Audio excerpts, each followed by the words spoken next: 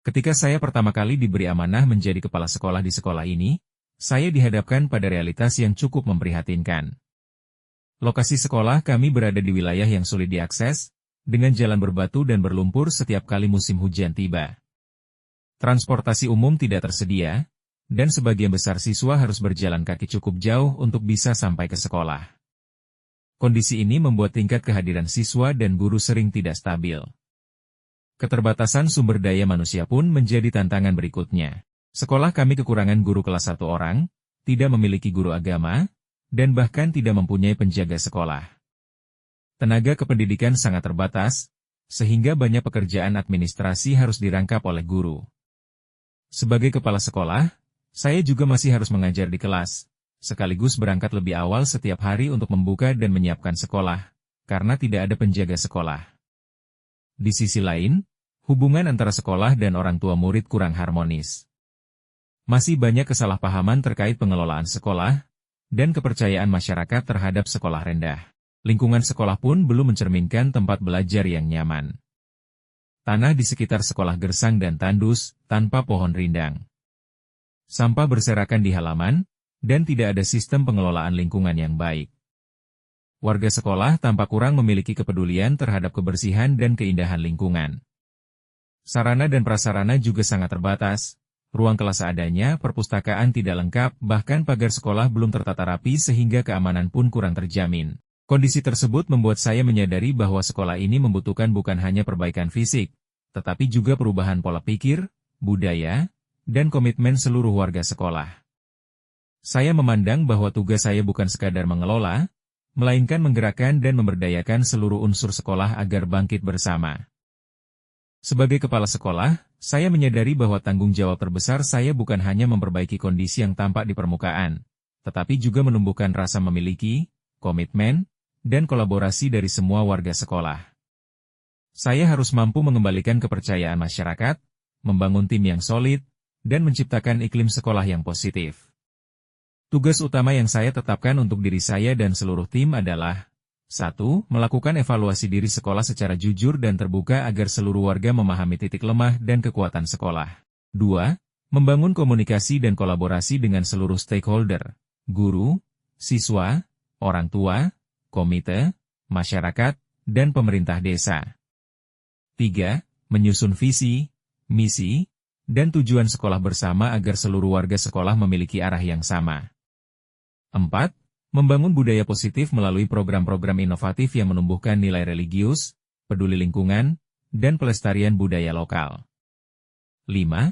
Menjamin keterbukaan dan akuntabilitas, terutama dalam pengelolaan keuangan sekolah. Dan 6. Menumbuhkan identitas sekolah sebagai sekolah penggerak yang inspiratif, inklusif, dan ramah anak. Saya tahu perubahan tidak bisa terjadi secara instan. Maka saya memulainya dari langkah-langkah kecil, tapi konsisten, dengan melibatkan seluruh warga sekolah dalam setiap prosesnya. Perubahan saya mulai dari refleksi dan evaluasi diri. Bersama guru dan tenaga kependidikan, saya memfasilitasi kegiatan yang kami sebut cermin sekolah. Forum ini menjadi wadah jujur untuk memetakan permasalahan. Kami berdiskusi, menganalisis, dan menyepakati langkah awal perubahan. Dari refleksi itu kami menyadari bahwa masalah utama bukan hanya pada fasilitas, tetapi pada minimnya rasa memiliki dan kolaborasi di antara warga sekolah. Langkah pertama yang saya lakukan adalah membangun komunikasi dan kepercayaan dengan seluruh stakeholder. Saya mengadakan pertemuan rutin dengan komite sekolah, perangkat desa, dan tokoh masyarakat. Melalui dialog terbuka, saya menjelaskan kondisi sekolah dan pentingnya dukungan bersama. Perlahan tapi pasti, kepercayaan mulai tumbuh. Saya juga membuka kanal komunikasi dua arah antara sekolah dan orang tua melalui grup WhatsApp kelas dan papan informasi. Semua kegiatan dan laporan keuangan diinformasikan secara terbuka. Keterbukaan menjadi pondasi utama kepercayaan. Selanjutnya, kami menyusun visi sekolah yang kontekstual dengan kebutuhan dan potensi wilayah. Lahirlah visi kami, terwujudnya siswa yang berlian, berprestasi, religius, inovatif, lestarikan budaya, insan sehat, adaptif, dan peduli lingkungan. Visi ini tidak hanya jadi slogan, tetapi menjadi arah dalam setiap program dan kebijakan sekolah. Untuk mewujudkan visi tersebut, kami menggagas berbagai program inovatif. Pertama, program Ramadan Berbagi. Setiap bulan Ramadan, seluruh siswa membawa bahan makanan pokok seikhlasnya. Hasilnya dibagikan kepada masyarakat sekitar yang membutuhkan. Program ini menumbuhkan empati, religiusitas, dan kepedulian sosial. Kedua, program Jaling Tasuh, jaga lingkungan dengan tanaman asuh. Setiap siswa merawat satu tanaman di sekitar sekolah. Selain memperindah lingkungan, kegiatan ini menanamkan kepedulian terhadap alam dan menjadikan sekolah hijau serta rindang. Ketiga, program Sinergi Budaya Lestari.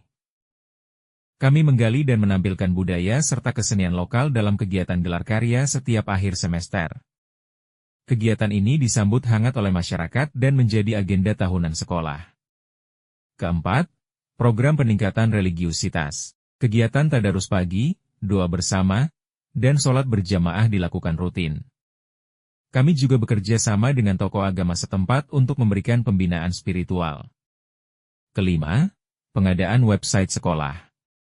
Website ini kami gunakan untuk publikasi kegiatan dan transparansi BOS. Masyarakat kini bisa mengakses informasi sekolah secara terbuka. Keenam, peningkatan sarana dan prasarana. Melalui kolaborasi dengan masyarakat, kami membuat rak bunga sebagai pagar sekolah. Selain memperindah, pagar ini menjadi simbol kebersamaan dan gotong royong. Kami juga memperbaiki ruang kelas, menambah media pembelajaran, dan menata taman sekolah agar lebih asri. Dan yang terakhir, kami membangun komunitas belajar guru yang aktif dan reflektif. Guru-guru saling berbagi praktik baik, berdiskusi, dan berkolaborasi untuk memperbaiki pembelajaran. Sebagai kepala sekolah, saya hadir bukan sebagai pengawas, tapi sebagai pemimpin pembelajaran. Perubahan yang kami lakukan secara bertahap namun konsisten akhirnya membuahkan hasil nyata. Pertama, partisipasi dan kepercayaan masyarakat meningkat pesat.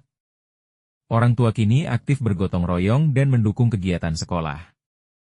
Kedua, sarana dan prasarana semakin lengkap. Halaman sekolah kini hijau dan rindang, pagar bunga tertata indah, ruang belajar nyaman dan aman. Ketiga, lingkungan sekolah menjadi bersih dan sehat. Sekolah kini aman, nyaman, dan menyenangkan bagi siswa. Keempat, rapor pendidikan sekolah selalu menunjukkan peningkatan setiap tahun. Pembelajaran menjadi lebih bermakna dan berpusat pada peserta didik. Kelima, sekolah kami kini diakui sebagai sekolah ramah anak dan sekolah inklusi di kabupaten. Setiap anak diterima tanpa diskriminasi, dan semua difasilitasi sesuai kebutuhannya. Keenam, kegiatan gelar karya menjadi ajang kebanggaan bersama, wajah dari hasil kerja keras seluruh warga sekolah. Ketujuh, kami dipercaya sebagai sekolah penggerak dan meraih BOS kinerja selama 3 tahun berturut-turut. Setiap praktik baik kami dokumentasikan dalam buku ber-ISBN sebagai inspirasi bagi sekolah lain. Dan yang paling berharga, adalah terbangunnya budaya positif dan kolaboratif. Kini guru, siswa, dan masyarakat merasa menjadi bagian dari keluarga besar SD Negeri Kalialang. Perjalanan ini mengajarkan saya satu hal penting, bahwa perubahan besar selalu berawal dari langkah kecil yang konsisten dan kolaboratif. Bukan fasilitas yang menentukan kemajuan sekolah, tetapi manusia yang memiliki hati, komitmen, dan semangat untuk berubah. Sebagai kepala sekolah, saya belajar bahwa kepemimpinan yang efektif bukan tentang kekuasaan, tetapi tentang keteladanan, komunikasi, dan pemberdayaan. Saya bukan pemimpin yang berjalan di depan sendirian, melainkan pemimpin yang berjalan bersama, menggandeng tangan seluruh warga sekolah menuju tujuan yang sama. Kini, setiap kali saya melihat taman sekolah yang hijau, siswa yang tersenyum belajar dengan antusias, dan masyarakat yang hadir di setiap gelar karya, saya merasa yakin. Perjuangan ini tidak sia-sia. SD Negeri Kalialang telah tumbuh menjadi sekolah yang berkarakter, berbudaya, dan berdaya saing. Menjadi bukti nyata bahwa keterbatasan bukan penghalang untuk berprestasi.